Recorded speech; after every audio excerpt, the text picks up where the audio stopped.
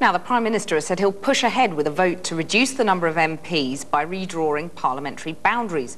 His coalition partner, Nick Clegg, vowed yesterday to block the plans. Retaliation, he said, for David Cameron's decision to abandon the Lib Dems' pet project of House of Lords reform.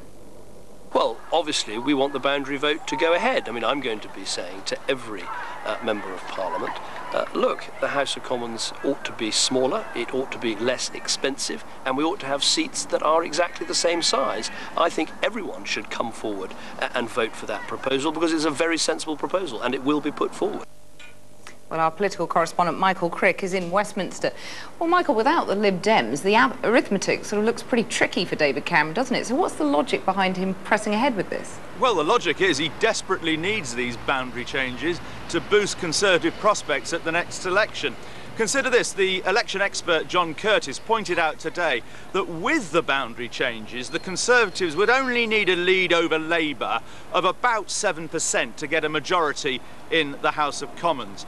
But without the boundary changes, the lead over Labour they would need would be about 11%. In other words, 4% higher. Now, that may not sound much, but in electoral terms, it's huge.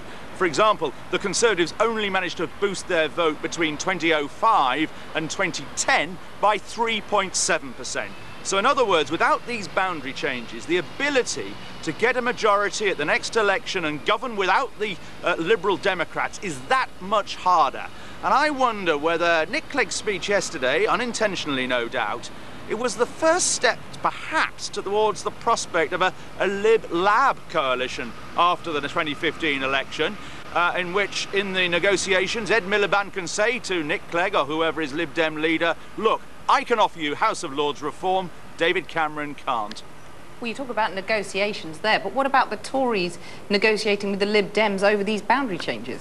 Well, there is a strange optimism. You saw it really with the Prime Minister in that clip there, but in Downing Street as well, and amongst those people putting these proposals forward, that that something will crop up that will enable them to win that vote in 14 months' time. I've no idea what it is. Perhaps something on party funding, but it won't be easy. Michael, thanks. I'm sure you'll be there to tell us all about it. Thank you.